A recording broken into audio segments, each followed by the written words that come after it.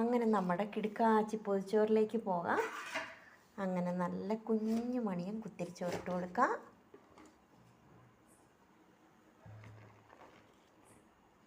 അങ്ങനെ നല്ല ചൂടൻ കുഞ്ഞു മണിയും കുത്തിരിച്ചോറിട്ട് കൊടുക്കുന്നുണ്ട്.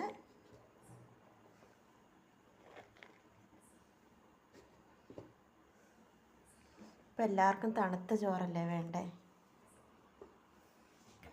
പിന്നെ നല്ല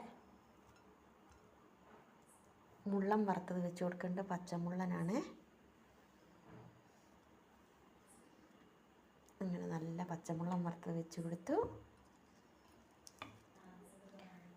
2 കൊണ്ടാട്ടമുളക് വെച്ച് കൊടുത്തു. പിന്നെ നാടൻ കോഴിമുട്ട വറുത്തത് വെച്ച് കൊടുത്തു. കാന്താരിയും ചെറിയുള്ളിയൊക്കെ കൂടെ ചതച്ച് ചമ്മന്തി വെച്ച് കൊടുത്തു.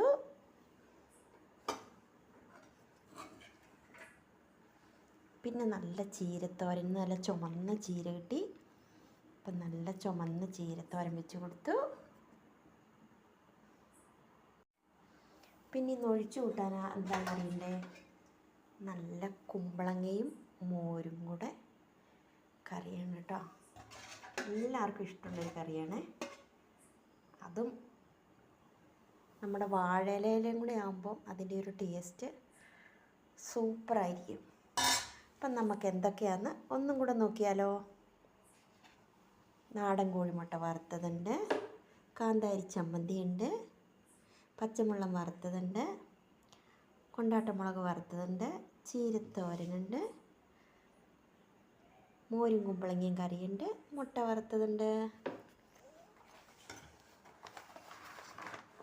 സ്നേഹമാണ് ഈ ലോകത്തിലെ ഏറ്റവും വലിയ വേദന.